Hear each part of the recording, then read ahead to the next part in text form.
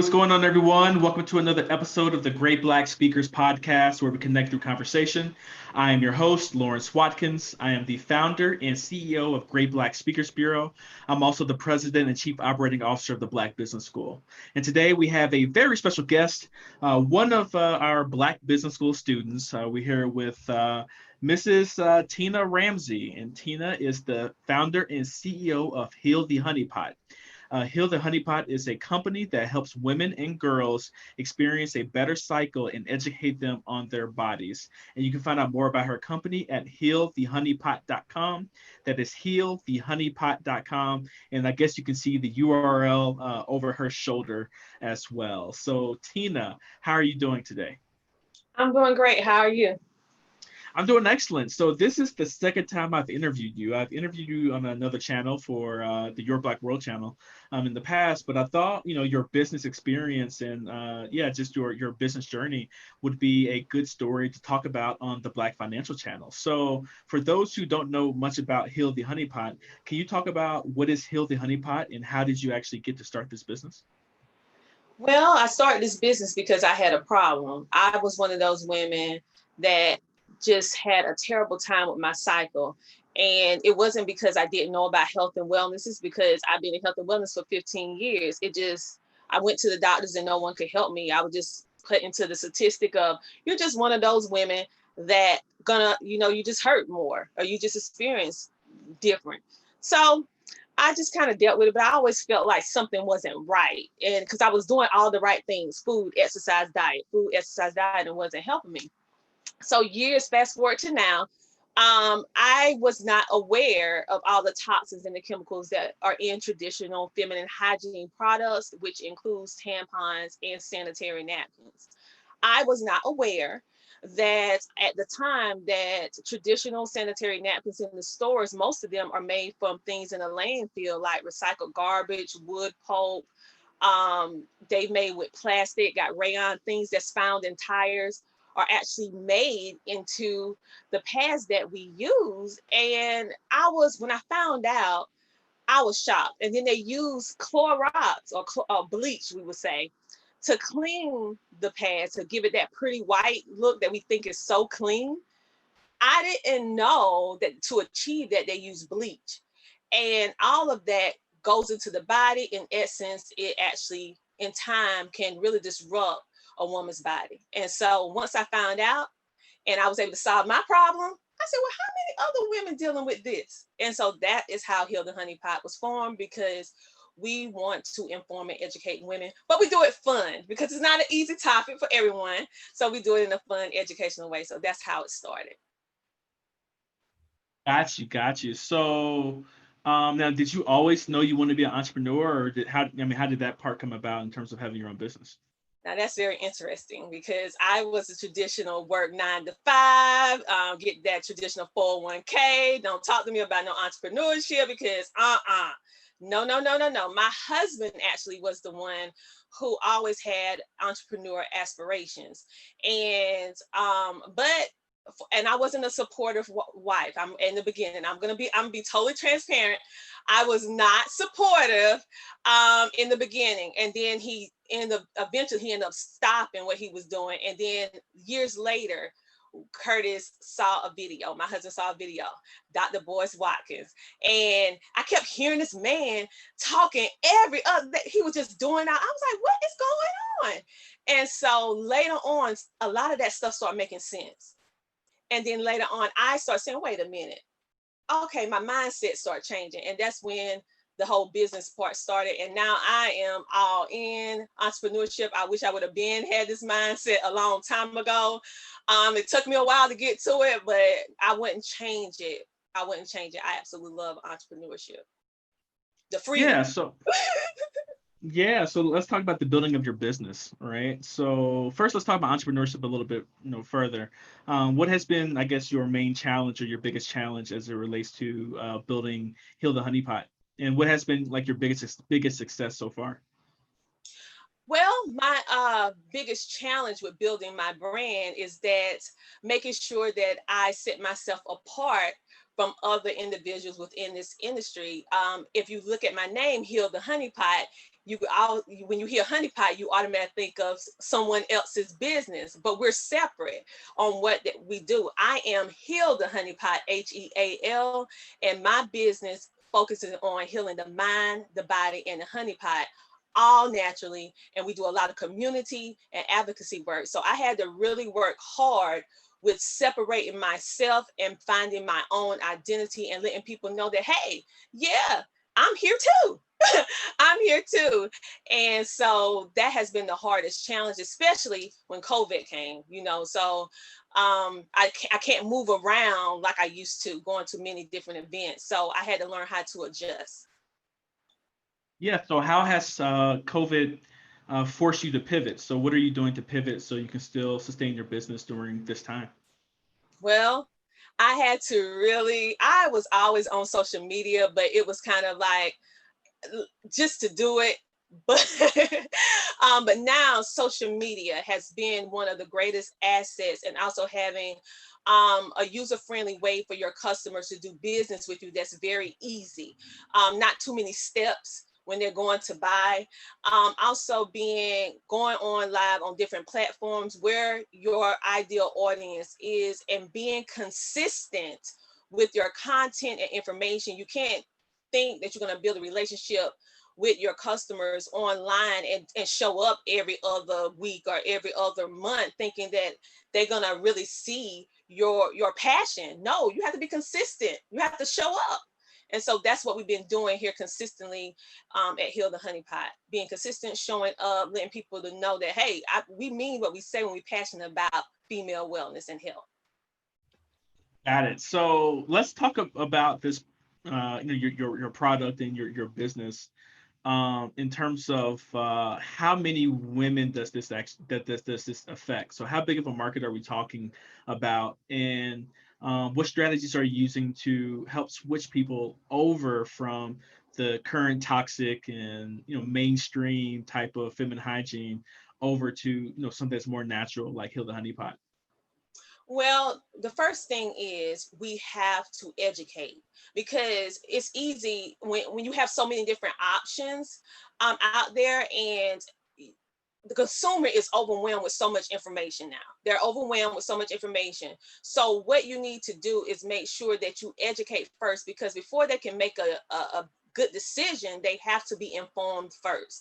And so explain to them and share my story, share my testimony, how I came from 25 years old having a stroke and was on 12 different medications and 4 inhalers, and how doing a health and wellness and an all natural approach, I was able, because I was partially paralyzed from the waist down and stuff like that. So how doing health and wellness from a natural perspective and stopping using all those chemical-based products really helped change my life. And I'm walking and I'm doing all these things that I don't supposed to be doing.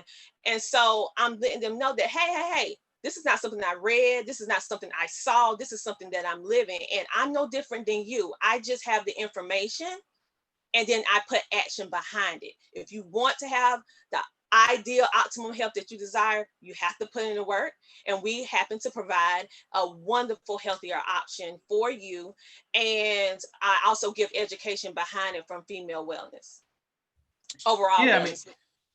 this is interesting, right? Because half the world's population is women, or actually a little over half the world's population, and it seems like women experience a lot of these health issues due to things like feminine hygiene, and just stuff that just happens to their body, and that are forced upon their bodies, and I guess society wise or whatever, right?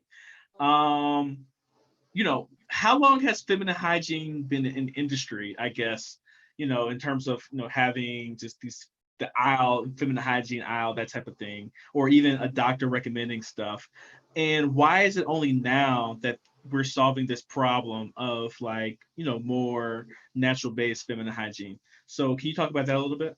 Well, actually, the first feminine hygiene product was actually created by a woman, by a Black woman to be exact, Miss Bernice. She actually created it was like a menstrual hygiene belt. But it actually started during the World War when the men got shot. They started using like wood pulp and different stuff to soak up the blood. And then they started thinking, hey, wait a minute. we can make feminine hygiene products, right? And so it kind of progressed over the centuries and over the years. But yes, it is. It's projected, the feminine hygiene industry is projected in the year 2025 to be worth $33.3 billion. I did not say million, I said $1 billion. And to be just 1% of that. I'm not going for the whole 33.3, but 1%, that's 330 million dollars. So we have to think about why. It's big money. It's big money to keep us sick. It's big money to keep us uninformed, and it's big money to basically use us because we need it. We have a necessity. We need this. But the thing is, we need to start demanding that we have something better. And I'm happy to say that we have that something better that's changing, not only my life, my daughters, but so many women across the United States right now. And we don't dread our cycle anymore. We're not cramping anymore. We're not having infections anymore. We're actually having, our life is improved since we are informed and we have something better. All right, everybody. I'm here with Tina Ramsay. Tina is the CEO and founder of Heal the Honeypot. Heal the Honeypot is a company that helps women and girls experience a better cycle and educate them on their bodies. You can find out more about her company at healthhoneypotcom. That is healthehoneypot.com. And today we're talking about how Tina created a business around non-toxic feminine hygiene, which is definitely needed in the marketplace. So please make sure that you like this video, share, and subscribe to the Black Financial channel for more content like the content we're producing today here with Tina. All right, Tina, let's just talk, let's just go, I guess, deeper into your business in terms of the future. So in 5 years, where do you want to see like the business growing to? In 5 years, I want to have a Heal the Honeypot Foundation because my goal in 5 years is to build the Heal the Honeypot hub for natural products. So when you see the Heal the Honeypot brand, we represent sisterhood, empowerment, health and wellness from a natural perspective. And I want to be the natural wellness Walmart, because their motto is good: price low to a whole lot of people. So I want a price at a reasonable price to be able to reach more people, and gradually over time it will grow that you see Heal the Honeypot. Oh, I know she'll recommend, if I don't have the product, but she know where to put me at to get that soap, that natural soap, the feminine hygiene products, and everything from a natural perspective. So that's where we are 5 years from now, along with providing free sanitary napkins to places in need, for homeless shelters, girl advocacy places, to make sure that just because you don't have it, because you're having a hard time, does not mean that we're not going to be able to help you along the way. So we're looking for ways to be able to do that as well. We're already doing that on a small level, but I want it to be bigger. Got it. You overcome a lot of adversity in your younger days, when you're 25 years old, that type of thing, right? In terms of the stroke. Yeah. Talk about what would you say to I guess the entrepreneurs out here who may be struggling with their health, maybe just struggling with their business. Talk about, I guess, your process and your mindset in terms of overcoming adversity in your life and in your business. Well, the best piece of advice or suggestion that I can give you is to know that with business, you're going to have adversity. And with having a vision for what you want for yourself in your business, you're going to run into adversity. It's just something that's going to happen. But know that when you reach that adversity, you are on the right path. You are on the right path of whatever you're desiring to do. Once you start meeting those little pivots, is how you come over the pivot. Even if you stumble a little bit, get yourself back up, readjust, and keep on moving, because you are on the verge of your breakthrough as long as you don't stop. And so Heal the Honeypot, we keep on going, no matter what little whoop whoop go, we keep on moving, we keep on going. And you have to be willing to learn and adjust and pivot with your current situation. COVID changed everything for everybody. But how can you allow something that's this terrible not to get rid of your business, especially when you in the necessity category? How can you still help your customers with education and the product and getting it to the consumer in a cost effective way during a very difficult time? And so we're actually doing that. We're happy about that. And I'm just happy to be of service in this kind of way. So for the women, or actually men too, right? In terms of recommendations to their wives and their daughters, that type of thing. How can they, get your education? So what form does that take? And then how can people who may be watching this video actually consume your content?